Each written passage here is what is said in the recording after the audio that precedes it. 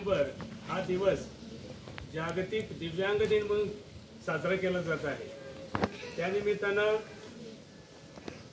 या विचारपीठावरती मंचावरती उपस्थित असणारे आपल्या आंधळी गावचे सुपुत्र, त्याचबरोबर आपल्या विद्यालयाचे माजी विद्यार्थी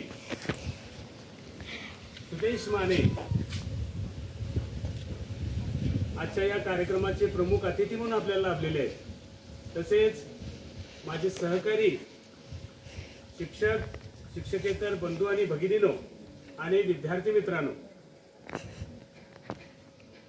आपल्या विद्यालयामध्ये हा जो दिवस साजरा केला जात आहे याच्या पाठीमागची पार्श्वभूमी आपल्याला सांगितलेली आहे। त्याचबरोबर खूपच सुंदर अशा पद्धतीनं आत्ताच प्रमुख अतिथींनी आपल्याला मार्गदर्शन केलेलं आहे।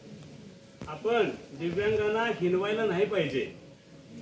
दिव्यांग काय करू शकतो हे त्यांनी करून दाखवलेलं आहे।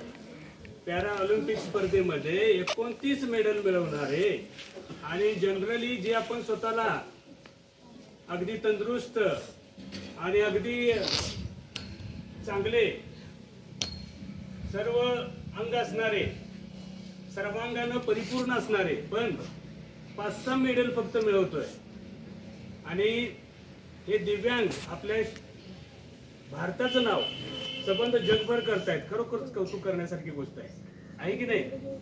हे मान्यच करावं लागेल। तसं काही नसतं मुलांनो। या ठिकाणी या जागतिक दिव्यांग दिनाच्या निमित्तानं प्रथमतः मी सर्वांना मनपूर्वक खूप खूप शुभेच्छा देतो।